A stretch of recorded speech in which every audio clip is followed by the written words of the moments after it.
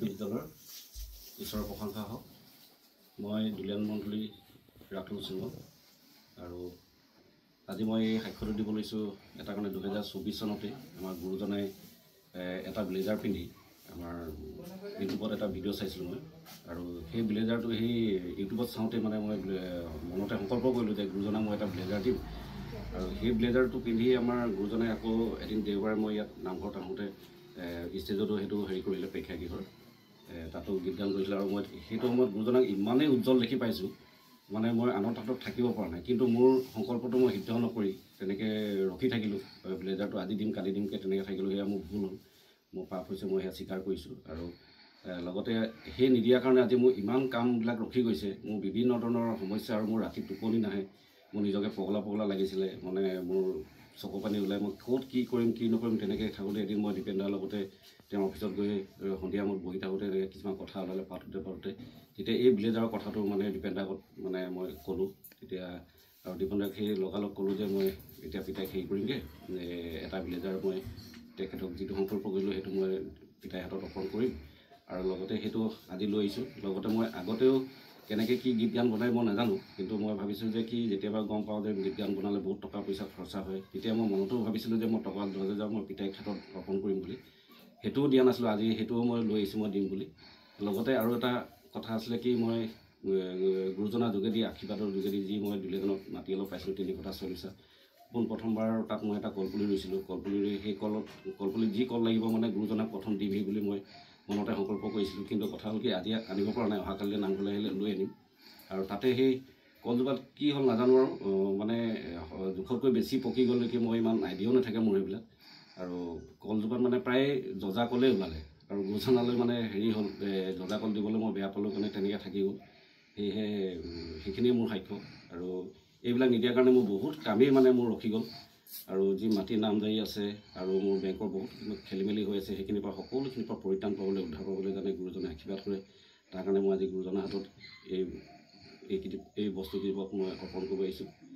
দায়দোষ নধৰাকৈ যাতে মোক গুৰুজনে আশীৰ্বাদ কৰে মই সেয়ে মই আৰু যি পাপ অপৰাধ কৰি আছোঁ সেইখিনিও মই গুৰুজনাৰ আগত এই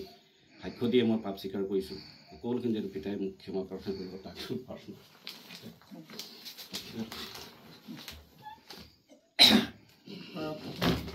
ঘৰক নিবাস কৰা অতি মৰমীয়াল পিতৃ আছে তোমাক ধন্যবাদ দিছোঁ তোমাৰ ৰাখি যি সংকল্প কৰিছিলে সংকল্প সিদ্ধ নকৰাৰ কাৰণে তেওঁ যিখিনি প্ৰভু উপায় অমংগল ঘটি আছে আজিৰ পৰা তুমি ক্ষমা কৰি দিবা তুমি যেনেকৈ বাক্যত কৈছা সংকল্প কৰি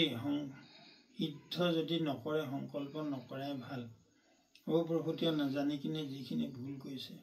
আজিৰ পৰা যাতে ক্ষমা কৰি দিবা আমি প্ৰাৰ্থনা কৰি দিছোঁ হ'ব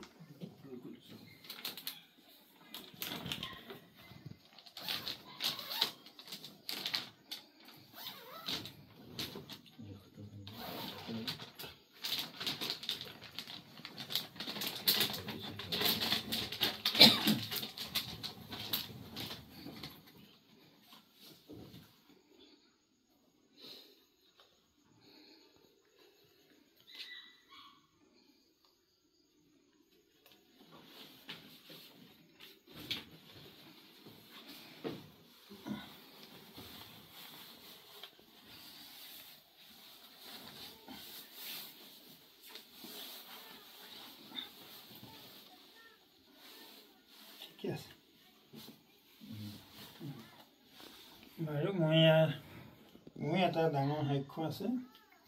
যিটো সময়ত ঈশ্বক পাইছিলোঁ সেইটো সময়ত মোৰ ঘৰখনৰ দোকান চোকান যিমান ধন টকা পইচা চব শেষ হৈ গৈছিলে মই বনাই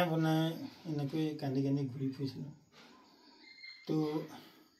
এদিন মোক ঈশ্বৰে আলিপুৰদুৱাৰত এগৰাকী মাত মাতিব নোৱাৰে জন্ম পায় সেই ছোৱালীজনী প্ৰাৰ্থনা কৰিবৰ কাৰণে এজন দাসে মোক লৈ গৈছিলে আৰু প্ৰাৰ্থনা কৰাৰ লগে লগে তাই মাত মাতিব পাৰিলে তো সেইটো সময়ত প্ৰায় 500,000 মান টকা মোক দিছিলে নেকি তেতিয়াই মই 100 টকা দি এনেকুৱা এটা লৈ আহিছিলোঁ ছেকেণ্ড হেণ্ড প্ৰায় 3 বছৰমান পিন্ধিলোঁ কিন্তু পিন্ধি আমনি লগাৰ কাৰণে ওচৰে মানে এজন বৃদ্ধ মানুহক মই দান দিলোঁ